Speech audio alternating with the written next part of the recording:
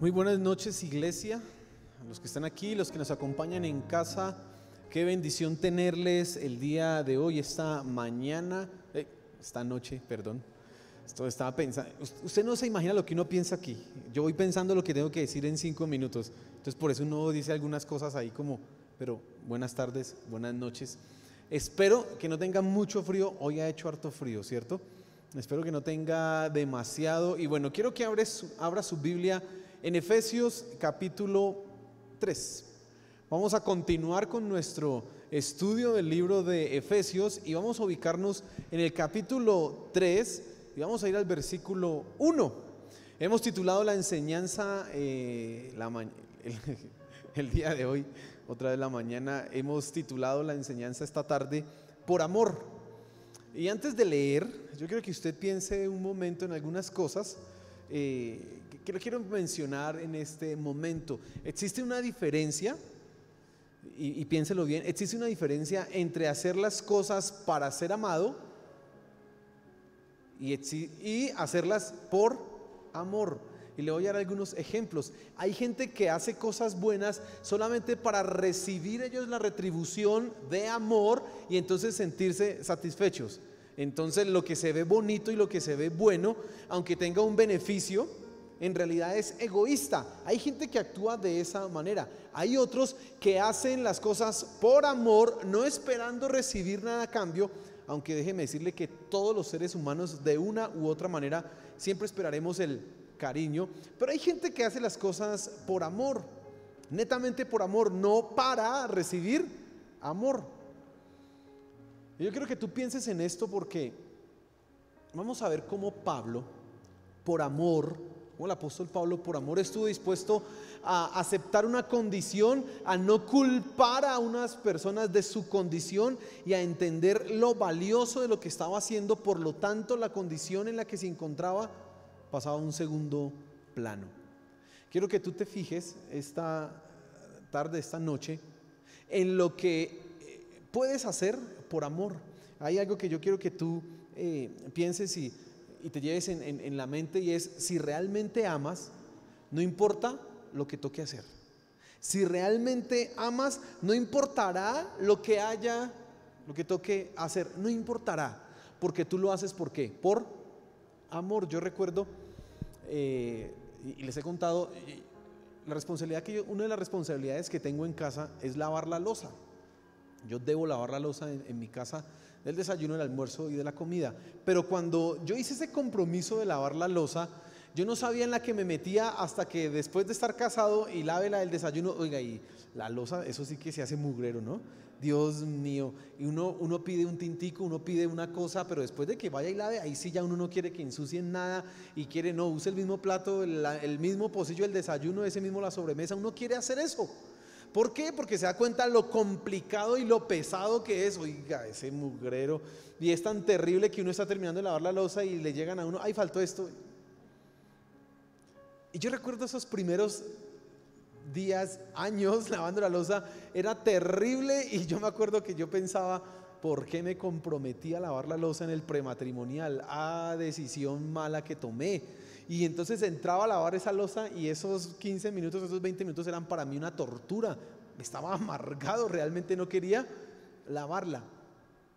Cuando yo me comprometí a hacer eso, yo lo hice porque pensé que uno, eso sería bueno colaborar en la casa, y segundo porque mi esposa dijo que algo que no le gustaba en la casa era lavar la loza, que ella no tenía problema con el aseo y lo demás, pero lavar la loza, pues si tocaba, pero no lo quería. Y uno enamorado dice cosas: sí, yo la lavo. Ya después que está uno ahí, bueno. Pero sabes, yo un día, amargado y eso, lavando esa loza, y a veces dejaba uno que se acumulara, dije: yo me comprometí a hacer esto porque ella dijo que no le gustaba lavar la loza. Y recordé ese momento cuando yo me comprometí, no es porque yo vaya a recibir algo a cambio, sino es porque a ella no le gusta hacer y yo por amor hago lo que a ella no le guste hacer. Ese día decidí dejar de ver mi deber como una obligación y empecé a ver mi deber por amor, y entonces la lava la loza cambió. ahora ya la lavo con amor, ya la lavo de una manera, no se rompen los platos, no, mentiras, ya la lava uno de una mejor manera, porque uno necesita aprender a mirar el deber, no como el deber obligado que toca hacer, sino esto es mi responsabilidad, pero es mejor hacerlo por amor. Yo quiero que tú pienses en esto que acabo de decir y en esa frase que quiero que te lleves esta tarde, esta noche, que te quede en tu mente, y es: ¿qué estás dispuesto a hacer por amor? El asunto no es lo que toca hacer, el asunto es el amor. Eso es, y eso es lo que quiero que miremos esta tarde. Entonces vamos a leer el versículo 1 del capítulo 3 y solamente vamos a quedarnos en ese versículo 1. Dice: por esta causa yo, Pablo, prisionero de Cristo Jesús, por vosotros los gentiles. Evidentemente uno ya tiene ganas de seguir adelante, que es lo que va a decir Pablo, porque dice, bueno, ¿y qué pasó? Y le voy a anticipar, Pablo va a hacer una oración en el versículo 14-15. Por esta causa yo doblo mis rodillas. Pablo está en esta carta, y yo le mencioné hace un rato, Pablo hace dos oraciones principales. Una, porque los efesios comprendan, entiendan cuál es la herencia que tienen, cuál es el poder que actúan ellos, cuál es la esperanza. Y nosotros vimos cada uno de esos tres ítems que tenemos que entender como cristianos: que yo tengo una herencia, que yo tengo una esperanza y que hay un poder que actúa en mí. Pero la segunda oración que hace Pablo es la que vamos a estudiar en estos días. Empieza con este motivo: por esta causa yo, Pablo. Y lo primero que tendríamos que responder es: ¿cuál causa? ¿Qué es lo que lleva a Pablo a orar? ¿Qué es lo que lleva a Pablo y qué es lo que lo motiva a decir: por esta causa yo, Pablo, preso por vosotros los gentiles? ¿Qué es? Bueno, Pablo ha venido hablando de la paz que ha dado Dios, la paz que hizo entre los judíos y entre los gentiles. Pablo ha venido estableciendo que la iglesia es el camino para hacer la verdadera paz. Pablo estableció que en Cristo es que nosotros crecemos, pero también somos edificados en la palabra de Dios por medio de las profecías, por medio de lo que se escribió. La iglesia es edificada y Cristo y el Espíritu Santo obran en la iglesia para que sea una y llegue finalmente a la meta, a la edificación, a lo que debe ser. Esas son las causas esa es la causa de la cual está hablando Pablo. ¿Cuál es? La iglesia. La iglesia. Y Pablo va a venir aquí a establecer cuál es la función de la iglesia y, en último término, cuál es la labor que tú y yo como cristianos, como hijos de Dios, debemos hacer. Y lo primero que dice Pablo acá es: yo, Pablo, prisionero de Cristo Jesús, por vosotros los gentiles. Pablo está en la cárcel. Pablo escribe la carta a los Efesios en la cárcel. Esas son las llamadas cartas de la cárcel, y él la escribe estando preso, y escribe las maravillas, lo que ha hecho Dios.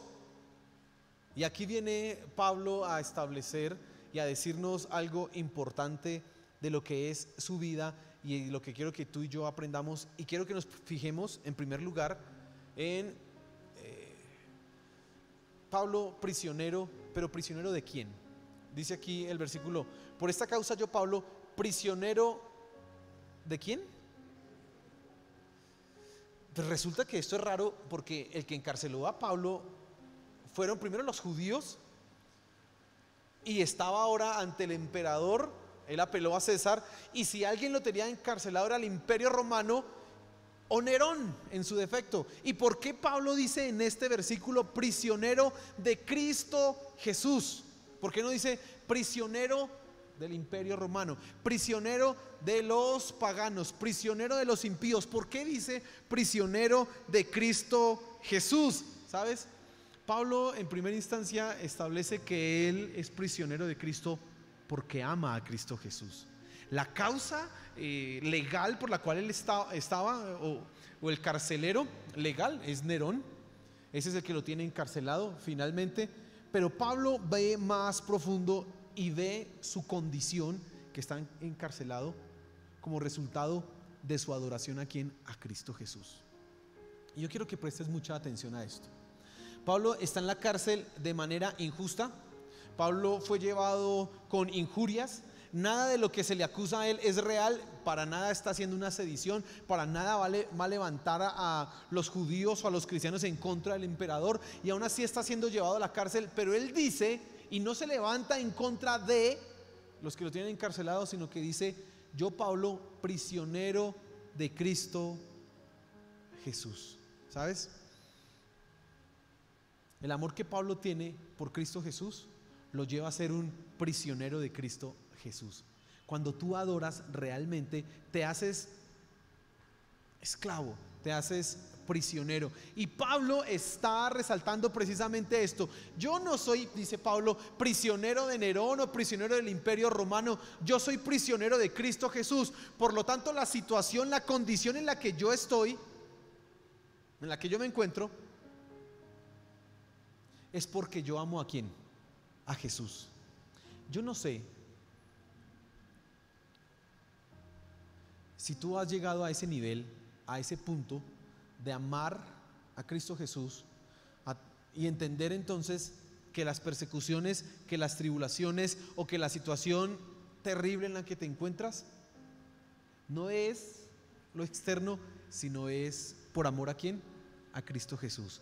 Pablo está entendiendo, y esto es importante que tú lo tengas en mente y que lo guardes en tu corazón, que él está en la cárcel no porque hayan poderes demoníacos que estén contra él, no porque hayan unos impíos que lo estén atacando. No, él entiende que está ahí por amor ¿a quién? A Cristo Jesús. Por eso él dice: soy prisionero ¿de quién? De Cristo Jesús.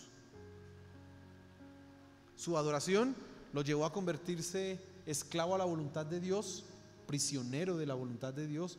Su adoración lo llevó a convertirse en un siervo, en un esclavo. Su adoración lo llevó a convertirse en alguien que siempre va a estar para agradar a Cristo Jesús. Por eso Pablo entiende que su situación en la cárcel también es propósito de Dios. ¿Sabes? Hay gente que tropieza con las dificultades. Hay gente que en medio de la adversidad decide apartarse de los caminos de Dios. El Señor Jesús lo anticipó en la parábola del sembrador, en donde dijo que algunos, por causa de las persecuciones, decidieron alejarse. Y hay personas que salen de las cosas de Dios. Hay personas que no conciben en su mente que ser cristiano también implique atravesar momentos de angustia, momentos de dolor, que no conciben que ser cristiano también es un recibir silencio o un no de respuesta cuando queremos que Dios haga un milagro o que Dios nos cambie cierta situación. Hay algunos cristianos que no toleran esa clase de vida. Pablo está diciendo acá: soy prisionero de Cristo Jesús. Estoy en la cárcel no porque Nerón, no porque aquel, no porque estos judíos fanáticos me estén persiguiendo. Soy prisionero de Cristo Jesús. Yo no sé si tú estás viendo la condición de tu vida, cómo, si Dios está tomando el control y haciendo con tu vida su voluntad y su propósito. Y quizás no es lo agradable, pero yo no sé si tú te estás perdiendo eso. Pablo nos está enseñando con esto que está diciendo acá, que aunque fue echado a la cárcel por los judíos, acusado y está bajo el Imperio Romano, en realidad él es preso ¿de quién? De Cristo Jesús. ¿Sabes? El propósito de Dios con la vida de Pablo era llevarlo ante los reyes. Y quiero que miremos un momento aquí Hechos capítulo 9, el versículo 15 y 16. Y esto es el relato de la conversión de Pablo. Estamos muchos años antes de que se escribiera la carta a Efesios. Y Pablo, bueno, en realidad Dios le dice a Ananías algo interesante ahí en Hechos capítulo 9, versículo 15. Dice: y el Señor le dijo a Ananías: ve, porque instrumento escogido me es este. Están hablando de Pablo, para llevar mi nombre en presencia de los gentiles y de reyes y de los hijos de Israel. Cuando tú lees eso, esas de las clases de profecías que uno quisiera escuchar. Si a uno le dicen cuando uno se convierte que uno va a estar ante reyes, que uno va a ir ante los gentiles, ante los judíos, que uno va a hacer todo eso, uno dice aleluya, esa palabra la tomo, yo sello esa palabra, uno toma esa palabra. ¿Quién no quisiera estar ante, bueno, hoy reyes, ante el presidente testificando el nombre de Cristo? ¿Quién no quisiera ir ante los grandes y los nobles de nuestro tiempo? Pero mire el versículo 16. Porque yo le mostraré cuánto le es necesario padecer por mi nombre. Y ahora que Pablo está en la cárcel, él ve el cumplimiento de esa profecía. Él va a presentarse ante el emperador. Él estuvo hablando ante reyes, defendiendo su fe, pero no como un hombre libre, no como un hombre honorable, por el contrario, como un acusado, completamente difamado, a punto su vida de perecer. Pero es el propósito de Dios. Y yo quiero que tú veas no solamente que Dios tuvo un propósito en la vida de Pablo, sino que también Dios tiene un propósito en tu vida. Y si tú eres prisionero de Cristo, y si tú amas a Cristo, estarás dispuesto a ser prisionero de Él, esclavo de Él. Por lo tanto vas a someter tu voluntad para agradarle. Por lo tanto vas a someter tu voluntad para servirle. No con el versículo 15 que acabamos de leer, no solamente con ese versículo 15, voy a estar ante reyes, tan chévere, no, sino también en el momento difícil. También en el momento en donde aquí yo estoy en esta situación.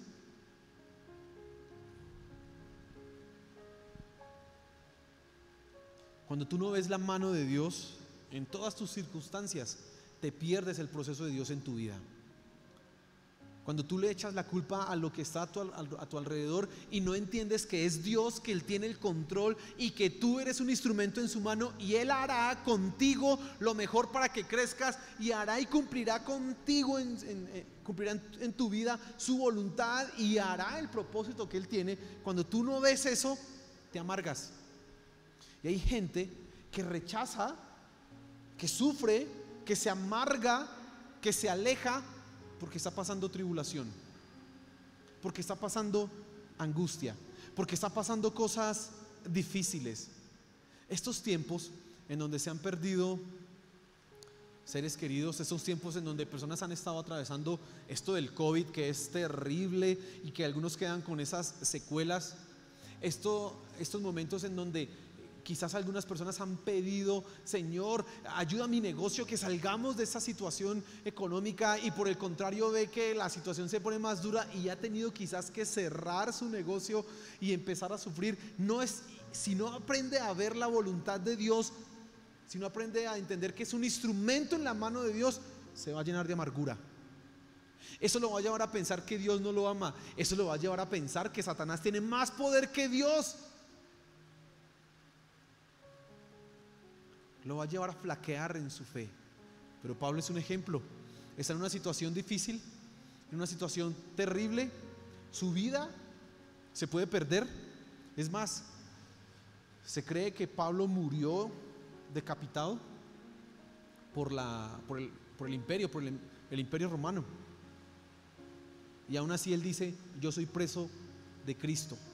Soy preso de Cristo. Tú necesitas ver la mano de Dios en tus circunstancias, no solamente en las bendiciones, en aquellas cosas que nos agradan, porque todos vemos cuando nos aumentan el salario, cuando la oración que hicimos fue respondida. ¿Quién no ve la mano de Dios en eso? Claro, amén. Pero Dios también está obrando en tus momentos de oscuridad. Dios también está obrando cuando tú pasas por en medio de la tormenta. Dios también está obrando cuando estás en medio del desierto. Ahora, ¿tú lo ves así? ¿Tú lo ves de esa manera? Pero quiero seguir adelante y quiero que te fijes en la segunda cosa que dice Pablo ahí en el versículo. Dice: prisionero de Cristo Jesús por vosotros los gentiles. Y eso es interesante todavía mucho más, porque Pablo primero dice que es prisionero de Cristo cuando el que lo encarceló no fue Cristo, pero él entiende que es el propósito de Dios en su vida. Y ahora dice: por vosotros los gentiles. ¿Sabe quiénes son vosotros? La iglesia a la cual él le ha predicado, la cual él ha llevado el evangelio. Dice ahí en Hechos que Pablo estuvo en Éfeso 3 años y durante día y noche, en esos 3 años les predicó y les enseñó. Y él dice que ahora está en la cárcel por Cristo Jesús, preso de Cristo Jesús por vosotros los gentiles. ¿Sabes? Pablo no solamente ama profundamente a Dios y está dispuesto a ver en su situación a Cristo Jesús. Pablo no solamente ama a Cristo a tal punto que en la situación que le toque él está dispuesto a hacerla, sino que también él ama a la iglesia, él ama a aquellos a quienes les ha predicado el evangelio. Y él dice: estoy aquí por ¿quiénes? Por ustedes. Pareciera que Pablo les está echando en cara, pero de ninguna manera. Pablo, por el contrario, lo que está entendiendo es que su vida, su condición, es el resultado de proclamar a Cristo.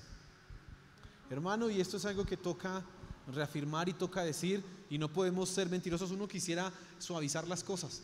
Uno quisiera decir: si tú eres cristiano, no vas a sufrir. Hay por ahí una propaganda: pare de sufrir. Uno quisiera decir eso. Uno quisiera realmente que tú te conviertes y todos sus problemas se acabaron. La economía, tranquilo, que eso se va a acabar. El problemas familiares, tranquilo. Con los hijos, no se preocupe, vuelva a ser cristiano y mañana todo es diferente. Pero la realidad es que parte de ser cristiano es que hay persecución. El simple hecho de ser hijos de Dios ya nos hace enemigos del mundo, y como enemigos del mundo nos va a atacar, nos va a agredir, como enemigos del mundo nos va a rechazar. El mismo Señor Jesús anticipó esto, él lo profetizó y él dijo: bienaventurados cuando por mi causa os persigan. Y eso es lo que está viendo Pablo. Soy bienaventurado porque estoy siendo perseguido. ¿Por quién? Por causa de Cristo. Pero él ve el propósito, ve lo valioso en esto y dice: no importa lo que toque hacer, yo amo a la iglesia, a los efesios, y si me toca estar en la cárcel por ellos, bienvenido sea. Pero el propósito es mucho más grande. Pablo está viendo eso. Pablo está entendiendo que su condición es el resultado porque ama a quienes, a los gentiles. El domingo nos hablaron a nosotros acerca de cómo evangelizar, de ser un Jairo. No sé si usted recuerda lo que nos dijo aquí Samuel, que usted tiene que ser un Jairo para alguien. Es decir, estar dispuesto a rogar en medio de la multitud, a hacerse paso, a empujones, para que lo escuche el Señor Jesús y tenga un momento con esa persona. Nos dieron a nosotros estrategias muy prácticas, como simplemente dedicar tiempo de calidad, así sean 5 o 10 minutos, pero con toda la atención, y eso hace hacer que las cosas puedan sentir el amor de ¿quién? De Dios. Pero ¿sabes qué se necesita para que tú puedas hacer eso? Amor. Y Pablo tiene amor. Pablo no se va a quedar callado aunque lo metan a la cárcel. Me meten a la cárcel, no interesa, yo amo a Cristo Jesús, así que seguiré predicando. Por eso él es prisionero ¿de quién? De Cristo Jesús, no del imperio romano. Él es prisionero en realidad del amor que le tiene a Cristo Jesús. Pero Pablo también está dispuesto a predicar a los gentiles, aunque eso traiga consecuencias terribles a su vida, por una simple razón: los ama. El problema no es la estrategia, el problema no es el plan que te den, el problema es: ¿amas realmente? ¿Tú amas realmente al Señor Jesús a tal punto que estás dispuesto a decir: Señor, haz en mi vida lo que tengas que hacer, quiébrame si es necesario? Leía en mi tiempo devocional Génesis capítulo 32, y es una historia que todos conocemos, y es la historia de Peniel, Jacob en Peniel. Peniel es el momento en que Jacob es quebrado por Dios. Dice la historia que Jacob estaba solo y se puso y luchó con un ángel toda la noche. El ángel, cuando vio que no podía, el varón, no dice ángel, sino el varón, que no podía, dice que lo hirió acá en el muslo, le descoyuntó el muslo, y Jacob a partir de ese momento quedó cojo de por vida. Pero su nombre cambió, se le dio el nombre Israel. ¿Y sabes qué significa Israel? peleó con los hombres y con Dios y venció. Dígame, ¿quién vence a Dios? Nadie. Yo hablaba con mi esposa y le decía, ¿acaso es que ese varón que era finalmente Dios no podía matar a Jacob? Claro, si se quiere soltar, se suelta. Pero Dios amaba tanto a Jacob que no lo mató y se dejó vencer. ¿Tú estarías dispuesto a permitir que Dios te quebrara para que Él hiciera su voluntad en ti? Porque cuando Jacob le pidió a Dios, bendíceme, estaba pidiéndole, quiébrame. De ahí para allá él quedó cojo. Algunos dicen que esa cojera en la vida de Jacob fue precisamente el cambio de un hombre que toma decisiones por sí mismo y se vale por sí mismo a un hombre que ya es un discapacitado y va a depender totalmente ¿de quién? De Dios. Tú estás dispuesto a decir, Señor, yo te amo a ti, así que haz lo que tengas que hacer, porque yo quiero ser a tu imagen y semejanza. Aunque sepas que eso probablemente implique dolor. Queremos las bendiciones, pero no queremos el proceso para obtenerlas. No queremos el camino que corresponde. No, nos gustan las bendiciones, pero tú estarías dispuesto por amor a Él a decir, lo hago. Mire, cuando yo cambié mi situación de lavar la loza fue porque recordé, oiga, yo amo a mi esposa, así que yo lavo la loza para que ella no la lave. No lavo la loza porque es que me tocó aquí en la casa, si no se la montan a uno que uno es machista. No, eso es mejor dicho. No, yo la lavo porque ella dijo un día, es que a mí no me gusta lavar la loza. No tengo problema en cocinar y lo demás, pero es que lavar la loza no me gusta. Entonces yo como la amo, yo te amo, yo la lavo por ti, mi amor. Y ese proceso, y como les dije que eso sale loza, y eso que somos dos, ¿qué tal fuéramos más? No. Ese proceso simple de una lavada de loza también puede ser cambiado en tu vida, puede ser hecho en tu vida, pero Dios tendrá que tratar. Hay personas que aman más a su cónyuge de lo que aman a Dios. Y si el cónyuge va a la iglesia, entonces yo sí soy cristiano. Y si no, entonces no. Y quizás Dios tenga que causarte dolor para que entiendas qué es lo primero y puedas decir, yo soy prisionero ¿de quién? De Jesús. ¿Pero realmente lo amas? Y quiero que pienses también en lo siguiente. ¿Qué tanto amas a las personas que están afuera? Pablo estuvo dispuesto a ir a la cárcel, murió decapitado y no le importó. Nadie le iba a callar la boca a Pablo, nadie, porque él entendía, si yo proclamo el evangelio, ellos se salvan, ellos van. ¿Tú amas a las demás personas?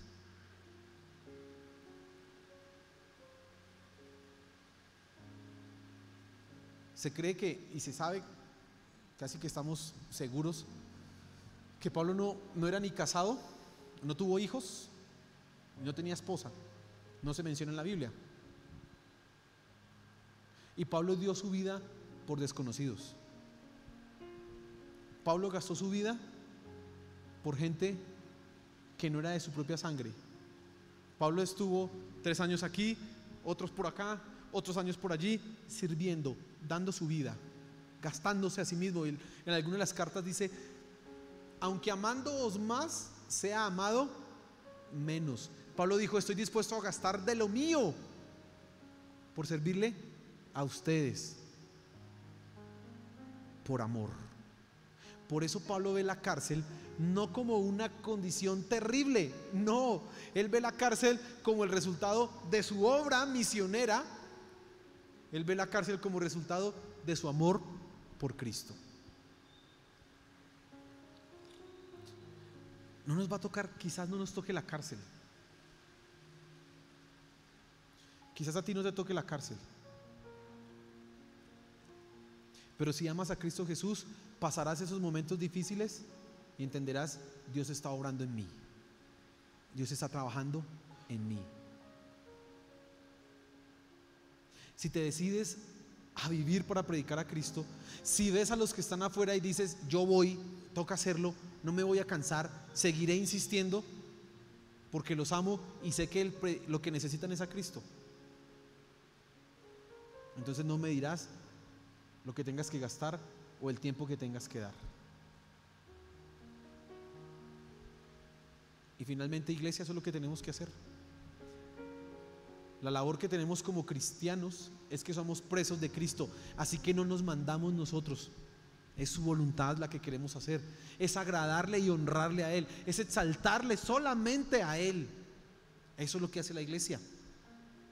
Y la iglesia se gasta, se sacrifica, se esfuerza por cumplir su palabra, por llevar su nombre a donde lo necesitan.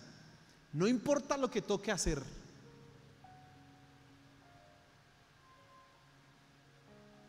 No importa. Y entonces, la pregunta aquí es, ¿tú realmente amas? ¿Realmente amas? La oración que hace Pablo a partir del versículo 15, 16 ahí de Efesios, dice: primero, para que sean fortalecidos en el hombre interior por el Espíritu, por el poder del Espíritu. Y después dice: para que comprendan lo ancho, lo alto, lo profundo del amor de Dios. Si tú realmente comprendes el amor que Dios ha tenido por ti y logras amarlo a Él, no vas a medir lo que toque hacer. Estarás dispuesto inclusive a ser quebrado, como Jacob, a andar cojo, sacrificar tus sueños. No importará, porque dirás: es por amor a Jesús, es por amor a mi Señor, y por amor a aquellos que están perdidos voy a ir, me voy a esforzar, voy a hacer lo que tengo que hacer. Póngase en pie, hermano.